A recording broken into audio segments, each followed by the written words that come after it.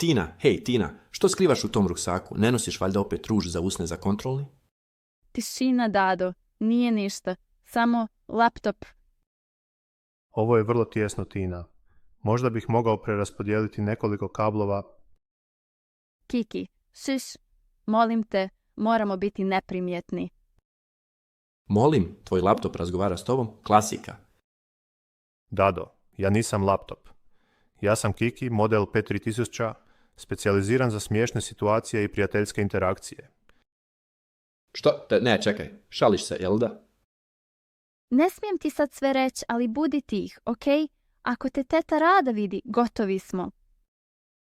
Vi opet šapćete nešto, ha? Što se ovog puta kuha? Ma ništa, teta Rado, samo ponavljamo kemiju.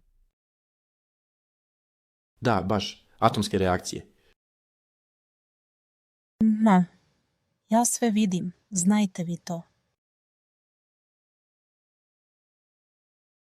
Kiki, molim te, nemoj ništa komentirati dok traje sat, ok?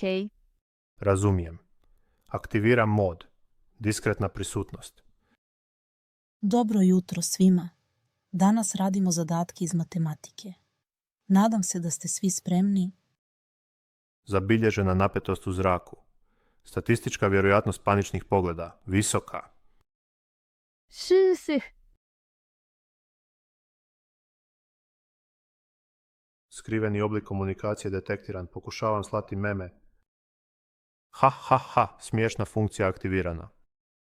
Tina, što se događa tamo? Kakav je to zvuk? To je novi zvučnik. Pokušavam ga utišati. Oprostite. Ovo će biti najbolji sat ikad. Pritisnuta je tipka za glupiranje. Želite li aktivirati plesnu gljivu?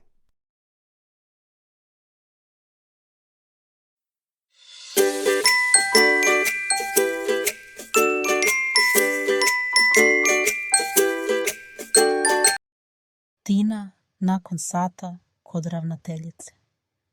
I ponesi taj zvučnik. Jesam li dobro sudjelovao u učioničkom radu? Nisi, ali nisi ni najgori. Dobrodošao u srednju školu, Kiki. Tvoj robot je legenda. Ajmo ga sutra voditi na tjelesni? Želim naučiti ljudsku tjelesnu vježbu.